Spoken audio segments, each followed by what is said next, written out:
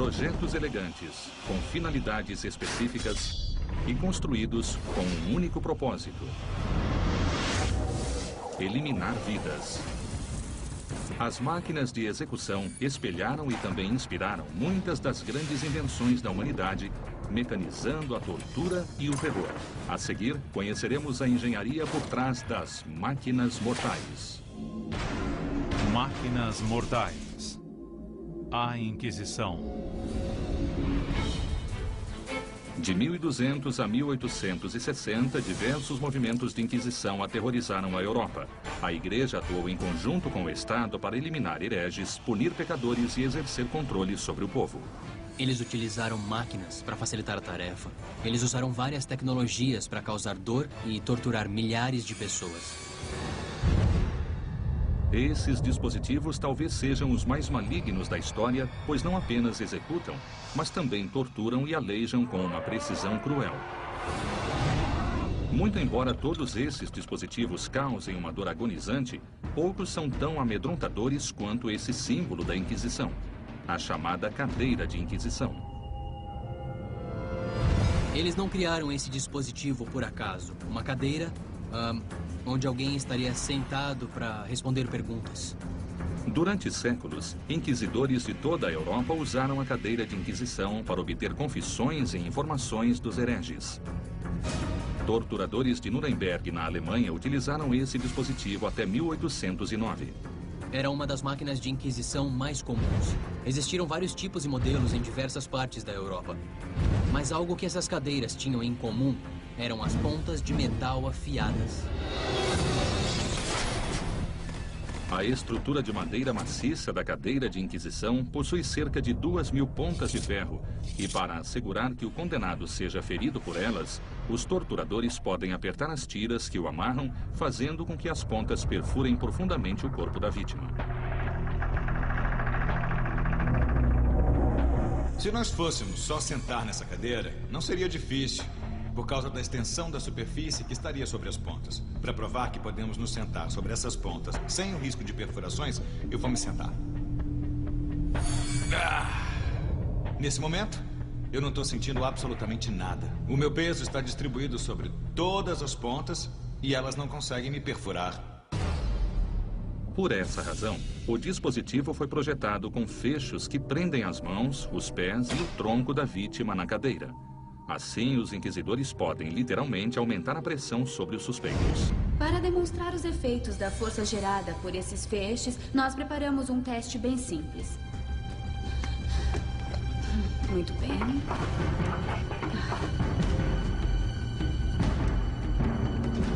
Nós vamos simular as extremidades como mãos humanas normais. Elas só estão apoiadas e nós podemos ver que não há muita pressão aqui. Então, nesse caso, não haveria nenhum ferimento. Agora eu vou prendê-las e aplicar uma força contra as pontas metálicas. Para as pernas existe um sistema um pouco mais sofisticado. Os fechos fazem com que as pontas perfurem profundamente os membros de borracha. Geramos uma força maior e com certeza aplicamos mais pressão sobre esses membros. Então, vejamos se os ferimentos foram mais profundos. Muito bem. Existem perfurações significativas nos membros e todas próximas ao fecho. Obviamente, a pressão causou muito mais danos em comparação com um membro apenas apoiado sobre as pontas. Como as pontas só penetram no corpo sob a ação dos fechos, a cadeira pode não causar dor suficiente para encorajar hereges mais obstinados a confessar. Mas, acendendo uma fogueira embaixo da cadeira, os inquisidores podem colocar as vítimas numa situação muito desconfortável. Vamos descobrir como o calor é transferido através de uma dessas pontas quando aquecermos, assim. Um maçarico vai ajudar a demonstrar o que essas pontas quentes podem causar ao corpo. Olha só, está ficando incandescente. E agora está alaranjada. Está quase lá. Nós vamos, obviamente, simular a carne humana e ver o que uma ponta incandescente pode causar na carne de porco.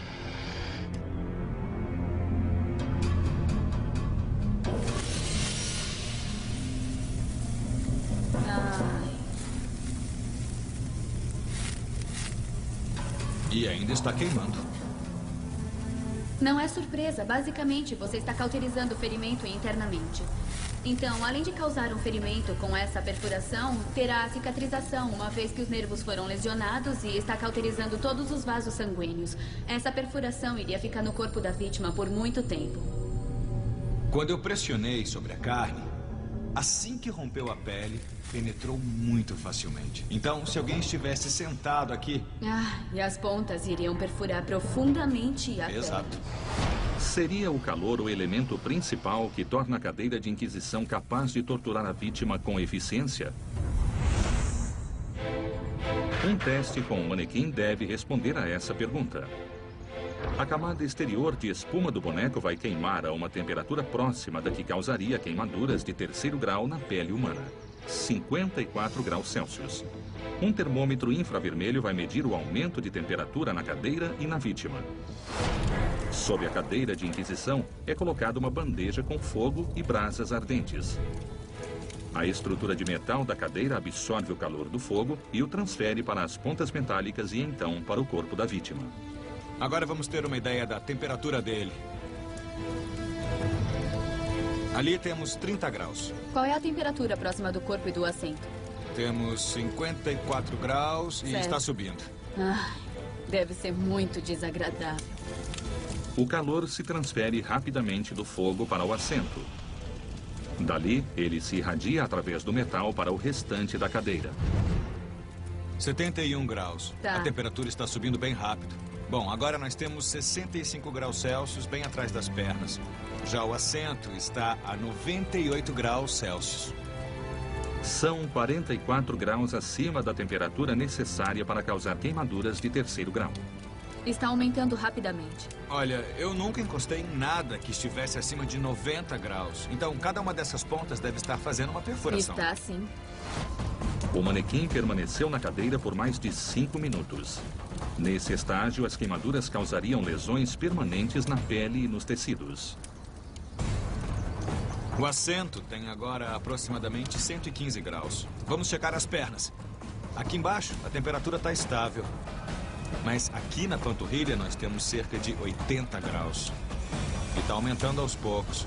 Obviamente a fonte de calor está próxima do fogo.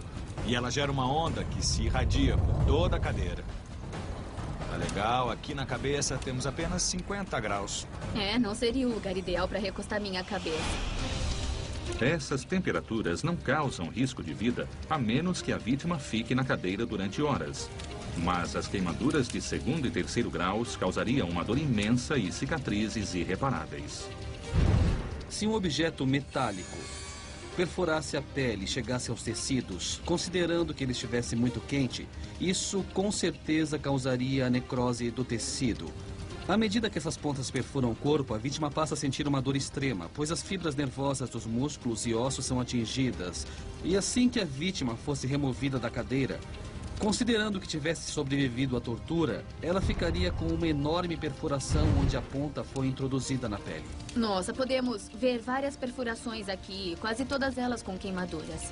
Então, ele ficaria com cicatrizes para o resto da vida. Essa é uma maneira horrível de se interrogar pessoas. E também mostra a eficiência da transferência de calor. Então, não é apenas a superfície da cadeira que coloca as vítimas em perigo, mas também o fogo colocado embaixo dela. Aumentando o calor, os inquisidores transformavam uma cadeira desconfortável numa máquina mortal. Atualmente, o truque da cama de pregos dos mágicos modernos explora os mesmos princípios físicos da cadeira de inquisição. O grande número de pregos distribui o peso do corpo sobre uma superfície maior, mantendo a pele da pessoa intacta.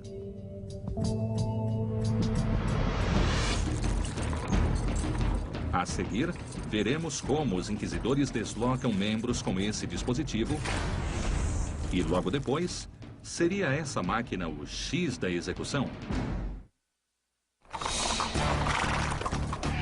Durante a Idade Média, os inquisidores viajavam de um vilarejo a outro exterminando sinais de heresia, mas nem sempre levavam máquinas de tortura.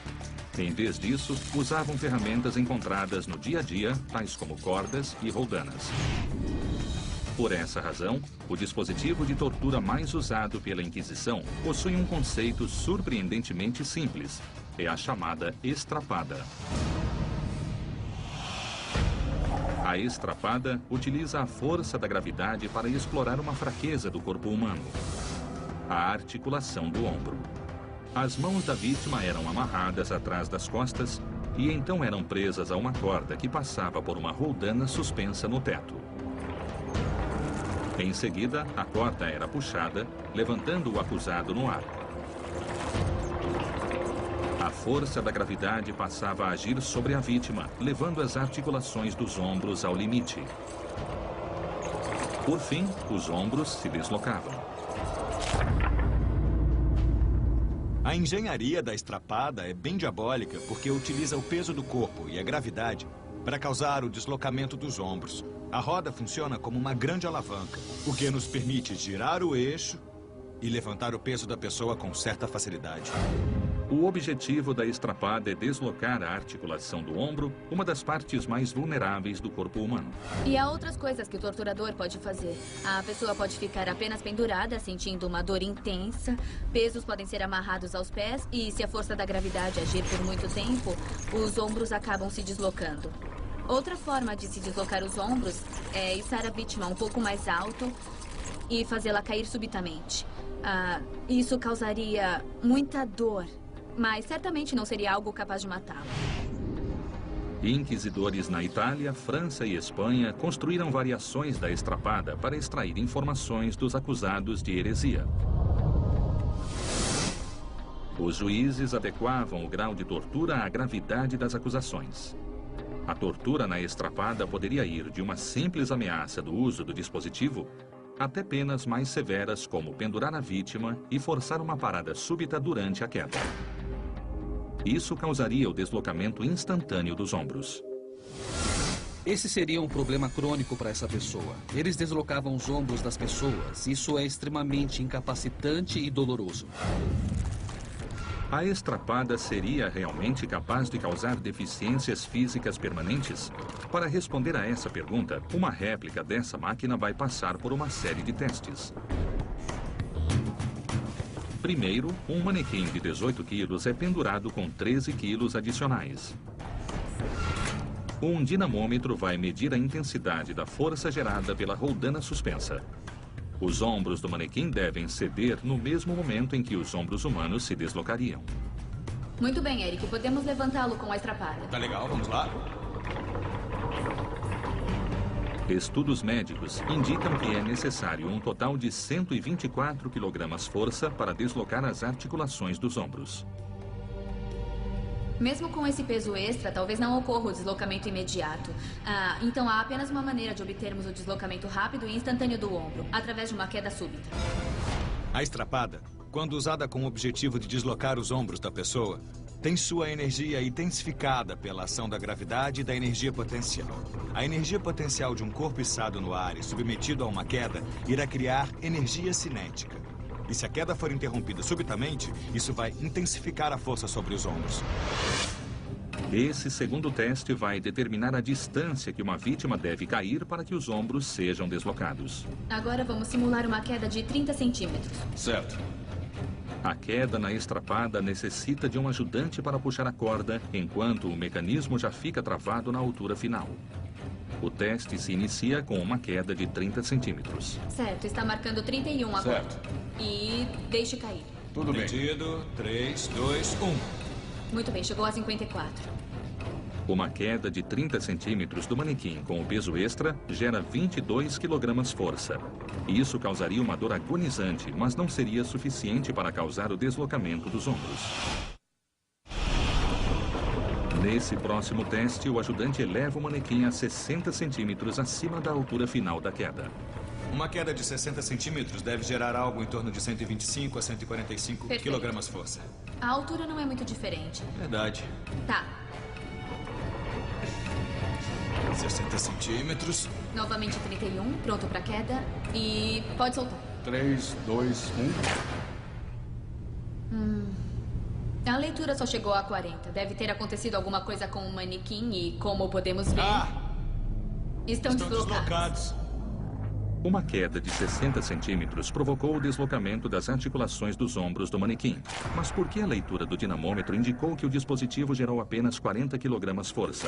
A leitura deveria ser de, no mínimo, 124 kg força para que os ombros fossem deslocados.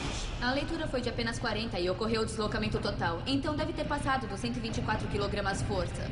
Deve ter atingido essa marca. Houve um pico de força que não foi medido. Aconteceu tão rápido que os ombros se deslocaram e o dinamômetro não conseguiu fazer a leitura. Para confirmar se o dinamômetro deixou de registrar o pico de força, o dispositivo será ajustado. Dessa vez, o sensor registrará a maior força gerada durante o teste, independentemente da rapidez com que ela ocorra. Muito bem. 2, 1. Pronto. Tá legal. Bom, de acordo com o sensor, antes do deslocamento dos ombros, houve um pico de 65 kg força. Mais uma vez, a estrapada desloca os ombros do manequim. Mas a leitura é muito inferior à força necessária para isso. Existe apenas uma explicação. A estrapada é muito mais eficiente do que se imaginava. Na verdade, funcionou perfeitamente. Isso era o que deveria acontecer. Os ombros receberam toda a força e não o dinamômetro. Você está completamente certa. Quando nós fizemos o teste com o dinamômetro, estávamos medindo a intensidade de força sobre a corda. Nós não estávamos medindo a força real gerada pela alavanca que é formada pelo corpo. Elevando-se a vítima com as mãos atadas às costas, ou seja, com os braços distantes do corpo, nós criamos uma alavanca. Assim, precisamos de muito menos força para deslocar os ombros nessa posição. Na verdade, a vítima se torna parte da máquina. Ao se amarrar os braços atrás das costas, cria-se um mecanismo de alavanca e isso gera uma vantagem mecânica para a estrapada. Basicamente, a alavanca formada pelos braços reduz a intensidade da força necessária para deslocar os ombros. Comparando, se os ombros da vítima estivessem alinhados com o corpo, seriam necessários 62 quilos para deslocar cada um dos ombros. Mas, com os braços atrás das costas, uma força bem menor produz os mesmos danos. Embora a estrapada seja um dispositivo simples que utiliza uma roldana, ela é muito traiçoeira. Os próprios braços da vítima facilitam o trabalho da máquina, gerando assim lesões incapacitantes. A estrapada é tão eficiente que torturadores a utilizam até hoje em alguns locais do mundo. No mundo dos efeitos especiais, sistemas de cordas e roldanas levantam e controlam a queda dos dublês nos sets de filmagem. Durante a Inquisição, os inquisidores convenciam os hereges a confessar através da invenção de diversas máquinas diabólicas. Uma das maiores provas de sua criatividade perversa está num dispositivo da Inquisição espanhola. O berço de Judas. O berço de Judas é um exemplo do lado negro da engenhosidade humana. O berço de Judas é composto por uma pesada pirâmide de madeira colocada sobre um apoio de 4 pernas, semelhante a um assento. Suspenso acima da pirâmide está um sistema de sustentação formado por cordas e roldanas que se conectam ao tronco e aos pés da vítima. Os acusados de heresia eram pendurados nus sobre a pirâmide nesse dispositivo. Os torturadores utilizavam esse dispositivo de várias maneiras. Eles podiam deixar o acusado cair sobre a pirâmide ou colocá-lo lentamente sobre a ponta, forçando-o a sentar ali por longos períodos. Como a gravidade está agindo sobre a vítima e forçando o peso contra a ponta, a pirâmide age como um instrumento de abertura. Nós temos 4 cantos que irão diminuir a quantidade de atrito e gerar um movimento quase cortante para forçar a abertura da vítima. E as faces laterais irão agir como um encaixe que irá manter o orifício da vítima aberto. O potencial do berço de Judas está na capacidade de ferir algumas das partes mais vulneráveis do corpo humano. Os torturadores têm muita facilidade para encontrar áreas do corpo especialmente suscetíveis a ferimentos. E, obviamente, as partes íntimas são muito sensíveis, são vulneráveis e repletas de terminações nervosas, sendo mais sensíveis a lesões. Durante a Inquisição espanhola, fazer com que suspeitos confessassem a própria culpa era apenas o início. Os inquisidores deixavam as vítimas sobre o berço de Judas até que denunciassem todos os outros conspiradores. Essa foi a inspiração para o nome do dispositivo. O berço de Judas teve o nome inspirado em Judas, que denunciou Jesus para as autoridades romanas. É um nome apropriado, pois qualquer um que passasse por essa dor torturante daria qualquer informação sobre qualquer um ou qualquer coisa. Mas qual das técnicas de tortura do berço de Judas é a mais eficiente? A queda livre ou a descida controlada? Uma série de testes com um manequim e uma réplica do berço de Judas nos dará a resposta. A seguir, os hereges entendem rapidamente o objetivo desse assento do terror. Vamos demonstrar o uso do berço de Judas. E como podem ver, usaremos um manequim para simular o funcionamento dele. A primeira coisa que vão notar são as diversas cordas amarradas ao boneco para tentar posicioná-lo sobre a pirâmide. Será necessária muita coordenação, existem várias pessoas aqui e isso vai se parecer com uma apresentação de marionetes. No primeiro teste, o manequim cairá sobre o berço de Judas. Está pronta, Michelle? Estou. Vai conseguir acertar? Eu vou tentar. Tá legal. 3, 2, 1.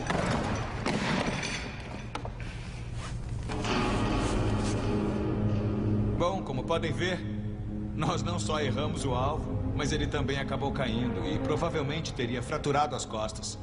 Essa queda poderia ter aleijado ou matado a vítima. Mas o objetivo do berço de Judas é extrair informações e, para isso, o método de queda livre não é eficiente. Nosso teste acabou de demonstrar que a queda não parece ser um método de funcionamento fiável. Então eles provavelmente faziam uma descida controlada. Colocavam a vítima sobre a pirâmide e deixavam a gravidade terminar o trabalho. Durante um interrogatório, se a vítima não cooperasse, ela poderia ser deixada sobre a ponta por várias horas, a chamada posição de vigília. Ela era chamada de posição de vigília porque os músculos iriam se contrair, tentando minimizar a dor, e seria impossível dormir. Será que o sistema de cordas e roldanas é capaz de colocar a vítima com precisão sobre a ponta da pirâmide? Para descobrirmos, o manequim passará por uma queda controlada no berço de Judas. Nesse teste, os operadores não soltarão as cordas. Estão prontos? Então vamos começar, hein?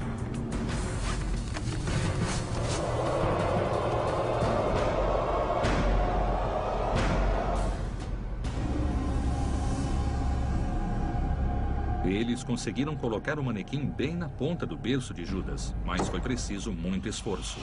Estamos lidando com um manequim e não com um ser humano se debatendo. Não podemos nos esquecer disso. É, você tem toda a razão. As cordas estariam se movimentando bastante. Eu acredito que se alguém estivesse amarrado assim, seria uma coisa instintiva ficar se debatendo. O que quer que estivesse sendo planejado, a vítima não iria aceitar. Então, tornaria esse processo o mais difícil possível. Para simular com mais precisão uma sessão de tortura no berço de Judas, eles tentarão jogar a vítima contra a ponta da pirâmide, mas em vez de permitir que o boneco simplesmente caia, eles vão controlar a queda segurando as cordas para direcionar a descida. Vamos simular um pouco de resistência.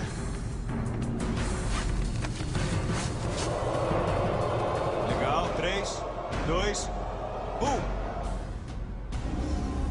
1. Isso ia doer. Meu Deus, como ia doer. Esse teste mostra exatamente como funciona o berço de Judas. A descida controlada sobre a ponta permite que os torturadores busquem atingir o períneo, uma área sensível entre a genitália e o ânus. O períneo é a área que os ciclistas machucam quando escorregam do pedal e caem sobre a armação de metal da bicicleta. Mas no berço de Judas, a pirâmide faz com que a dor seja constante. Quando a vítima é colocada sobre a pirâmide e a ponta afiada atinge o períneo, a sensação é muito dolorosa. O períneo é muito sensível e existem muitas terminações nervosas ali. E a vítima iria sentir uma dor muito intensa. A perfuração só iria cessar quando chegasse ao osso pélvico. Esses testes revelam que o berço de Judas é um dispositivo de tortura muito eficiente. Utilizando a força da gravidade, ele se transforma em uma máquina de funcionamento constante. Atualmente, a sociedade moderna utiliza os mesmos princípios físicos do berço de Judas. Espremedores manuais utilizam extremidades pontiagudas para extrair o suco das frutas. perseguição aos hereges durante a Inquisição necessitava de inovações constantes e assustadoras. Presumia-se que as acusações eram verdadeiras. Não havia a presunção da inocência. Os inquisidores, que buscavam obter confissões dos hereges, desenvolveram uma máquina de tortura que colocava a vítima numa situação apertada. Ela era chamada de potro. O potro explora os conceitos físicos da pressão, tensão e compressão para criar torniquetes no corpo humano. O tensionamento contínuo das cordas corta a circulação dos 4 membros, chegando a cortar os próprios membros. O potro não foi desenvolvido para cortar uma pessoa, e sim para comprimir as articulações dos pulsos e tornozelos. O princípio é simples. Um sistema de roldanas interligado a uma alavanca que gera a força necessária para tensionar as cordas. Essa roldana tem uma corda ligada à roldana inferior. As 4 cordas que passam pela parte de cima do potro estão interligadas com a roldana inferior. Os inquisidores espanhóis desenvolveram o potro em meados do século XVIII e o utilizavam para obter confissões de membros da maçonaria e outros hereges. O período de tempo que alguém permanecia no potro podia ser curto ou mesmo se estender por várias horas.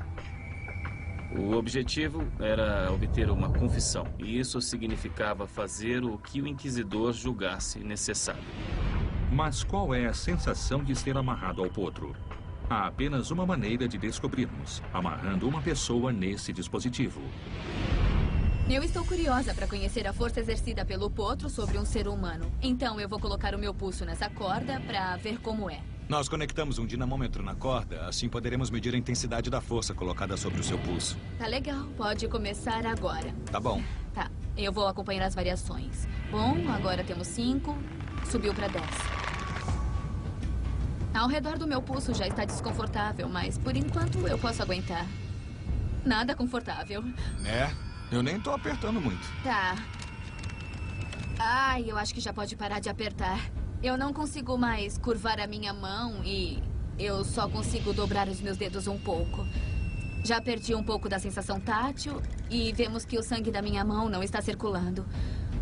Muito bem, mesmo com essa intensidade de pressão, já é bem desconfortável. Nós podemos parar por aqui? Sim. Ótimo. Pronto, olha só isso. A corda deixou a área dolorida e avermelhada, mas isso irá passar em algumas horas. Eu podia apertar bem mais. Eu podia Eu ter sei. apertado muito mais. O potro é realmente capaz de cortar a carne e os ossos, como mencionam alguns relatos históricos? Para descobrirmos, a máquina irá comprimir diversos objetos. Agora vamos descobrir a força gerada pelo potro. Vamos usar uma lata de refrigerante, mas tenha cuidado, porque ela pode explodir. Por que acha que estou aqui deste lado? Quase lá. Você está usando muito mais força. É, eu tô usando bastante força para quebrá-la. Está amassando. Espera, a tampa está abrindo. É isso aí. Dá para ver que o sistema desta máquina possui um imenso poder de compressão. É um modo muito eficiente de esmagar alguma coisa.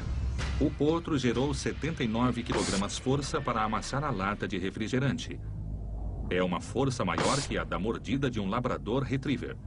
Mas o que vai acontecer quando o potro comprimir algo similar à carne humana? Vamos usar um pé de porco para simular a carne humana. Colocamos no potro um tipo de corda que teria sido usada durante a Inquisição. Não sabemos se ela vai suportar a tensão. Vamos usar equipamentos de segurança. Vou começar a girar lentamente.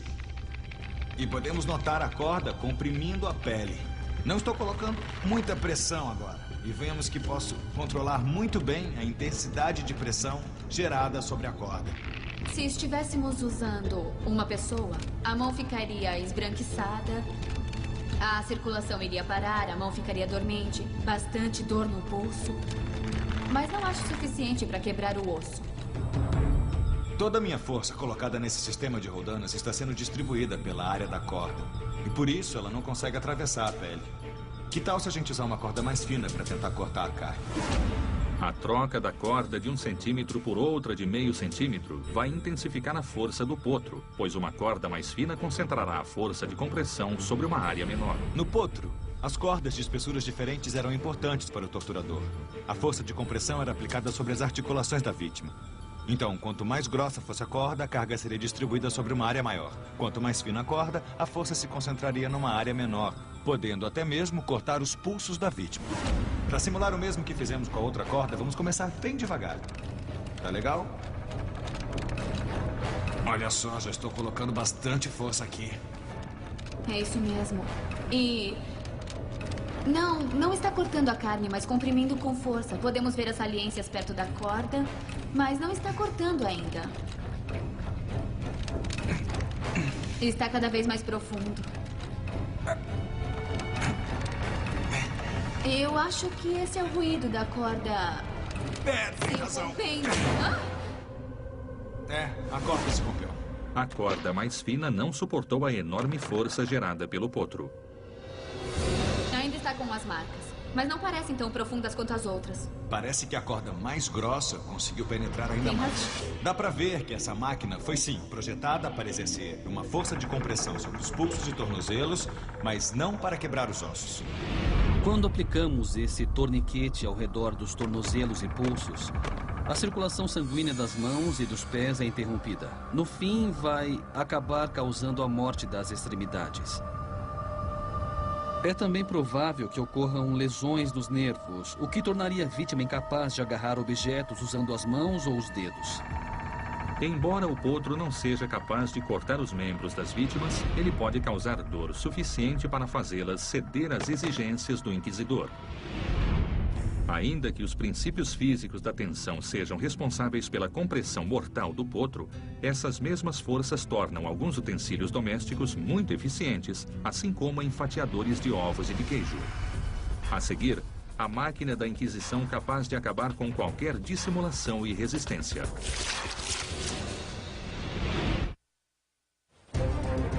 Durante a Inquisição, os torturadores utilizavam máquinas conhecidas para obter confissões, mas ocasionalmente utilizavam dispositivos mais obscuros. Uma das máquinas que teria surgido durante a Inquisição Espanhola tem uma reputação amedrontadora. É o chamado descascador de peles. Em 1809, enquanto o exército de Napoleão avançava através da Espanha, um coronel francês teria liderado suas tropas numa batalha contra um forte da Inquisição nos arredores de Madrid. O coronel francês teria chegado a uma câmara de tortura, onde encontrou um dispositivo mecânico projetado para cortar a carne do acusado. Daí vem o nome descascador de peles. De acordo com a descrição do coronel francês, o descascador de peles era uma máquina que girava 2 discos de madeira com lâminas de metal afixadas a eles. A rotação das 2 manivelas fazia as lâminas girarem. O processo era iniciado quando os inquisidores amarravam a vítima sobre uma base horizontal fixa. Em seguida, eram colocadas as 2 extremidades com as lâminas frente a frente, circundando a vítima. Quando os inquisidores giravam os discos, as lâminas supostamente cortavam pedaços de pele até que não restasse mais nada recobrindo o corpo. Temos alguns problemas aqui. Primeiro, o corpo humano não é arredondado. Segundo problema, se as lâminas tocassem o corpo, elas iriam se curvar. E quando giramos rapidamente, existem outras forças atuando aqui. E as lâminas começam a se curvar, o que as manteria afastadas do corpo. Quando os soldados franceses tiveram conhecimento da brutalidade do descascador de peles, eles teriam ficado tão enfurecidos que teriam usado essa máquina contra seus idealizadores, utilizando-a para executar os inquisidores espanhóis. O descascador de peles seria realmente capaz de torturar e executar as vítimas como descrevem os relatos históricos? Para descobrirmos, uma réplica da máquina tentará arrancar a pele de um manequim de borracha. Vamos testar o descascador de peles. Queremos descobrir se ele funcionaria mesmo, se as lâminas tocariam no boneco. Então temos que descobrir a velocidade de rotação ideal dessas lâminas, pois quanto menor a velocidade, menos curvadas elas vão ficar, aumentando as chances de atingirmos o nosso manequim. Eu vou tentar me igualar à velocidade de rotação do Eric e tentar descobrir se as lâminas vão tocar nas panturrilhas ou nas pernas do boneco. Michelle, vamos começar bem devagar para ver o que acontece. E aí podemos aumentar a velocidade até um nível constante. Tudo bem, eu vou tentar girar na mesma velocidade. Ótimo, está pronto? Estou sim.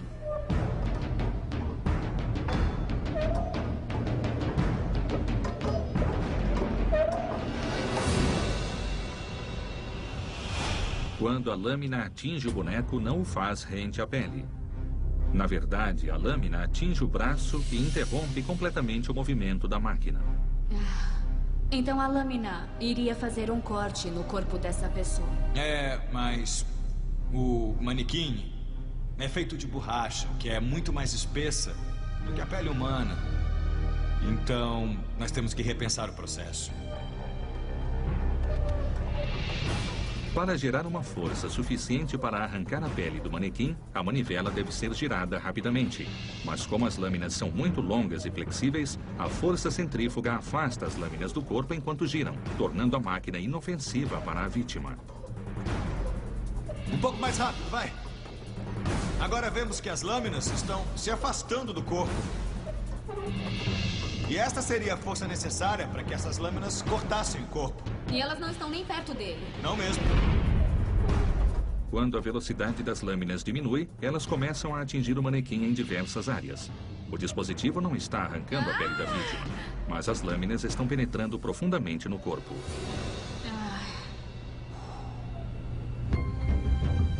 Talvez isto esteja mais devastador do que eu imaginava. Em vez de arrancar em pequenos pedaços, as nossas lâminas cortam profundamente a vítima. Esses ferimentos seriam dolorosos, mas talvez não oferecessem risco de vida. Para entendermos melhor o que essa máquina pode causar quando atinge a carne humana, o descascador de peles irá cortar um pedaço de carne de porco. O porco possui pele e tecidos musculares semelhantes aos humanos.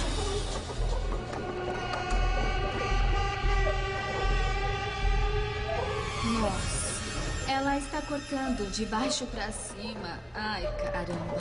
Nós vemos que essas lâminas estão apenas arrancando pedaços de carne e não são nem um pouco precisas. Então, esse não é um descascador de peles de precisão cirúrgica. Ele apenas arranca pedaços. Ele é capaz de cortar pedaços de carne de porco muito melhor que apenas a pele.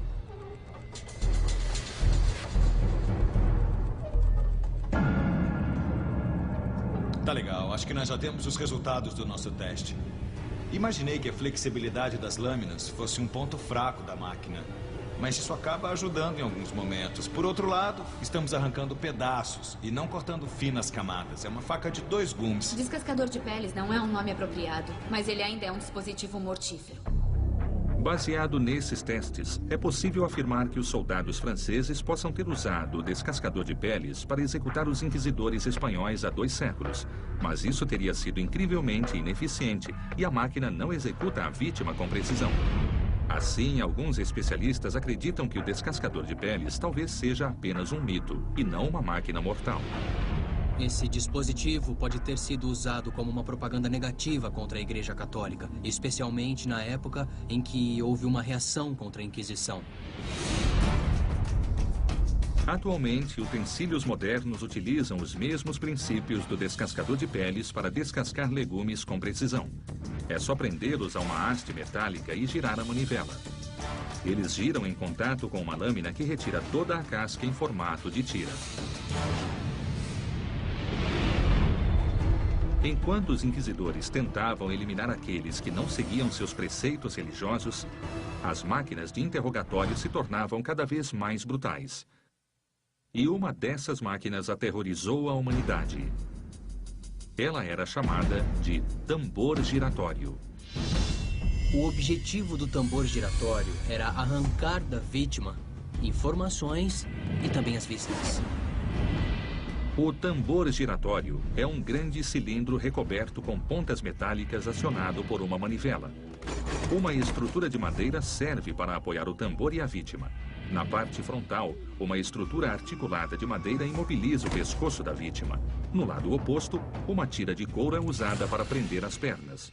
Enquanto o cilindro gira, as pontas de metal cortam e rasgam o abdômen. Esta manivela permite que o interrogador produza facilmente o atrito necessário para obter uma confissão da vítima. Quanto maior for o peso da pessoa sobre o tambor, maior será o atrito e também o grau de penetração na região do abdômen. Durante a Inquisição Espanhola, os inquisidores conseguiam fazer hereges suspeitos confessarem apenas ameaçando colocá-los no tambor giratório. Se eles não cedessem, os inquisidores os amarravam na máquina. O tambor giratório não foi um dispositivo comum durante a Inquisição. Apenas o conceito dessa máquina já mostra até onde os inquisidores podiam chegar para obter uma confissão. Relatos históricos descrevem o tambor giratório causando ferimentos profundos no peito da vítima após apenas uma rotação. Mas essa máquina é capaz de produzir força suficiente para dilacerar o abdômen. Pronto. Muito bom. bem, e está girando e não é tão difícil girá-lo. Você está pressionando um pouco mais? Tô. Muito bem, vamos lá. Tá legal. E não é muito fácil girá-lo. Eu não consigo imaginar uma pessoa fazendo isso por muito tempo. Certo, vamos dar uma olhada nos danos até agora. Nós vemos pedacinhos que foram arrancados e ele começou a rasgar a pele. As pontas metálicas causaram lesões graves, deixando marcas profundas na carne de porco. Ele realmente dilacerou a pele. E assim que isso acontece, a pessoa começa a sangrar e isso vai agir como um lubrificante sobre o tambor e ficará mais fácil de girá-lo, o que vai facilitar o trabalho do inquisidor. Mas será que o tambor giratório é realmente capaz de arrancar as vísceras da vítima, como descrevem alguns relatos? Vamos usar um manequim com órgãos fictícios para descobrir isso. A camada externa de espuma vai se rasgar aproximadamente no mesmo momento em que o abdômen humano se romperia. Nossa, tá difícil. Meu Deus. O corpo inteiro está se movendo para frente. Tá bom. Ai, caramba. E ficou preso ao abdômen e agora começou a rasgá-lo, não é? É. Ai. Ele tá rasgando e atravessando a espuma. Depois de apenas alguns giros, as pontas afiadas arrancam completamente as vísceras do boneco. Está mais fácil girar agora com a lubrificação em comparação com o começo, não é? Sem Mesmo dúvida. rasgando uma camada de espuma? É. A lubrificação tá ajudando bastante. Certo. Vamos ver? Vamos ver o resultado. É. A espuma foi realmente muito dilacerada. É verdade. Se um ser humano estivesse aqui com os órgãos internos apoiados sobre a parede abdominal, Sei. em razão da gravidade e considerando que os cortes fossem profundos, isso seria fatal. Essa máquina realmente funciona.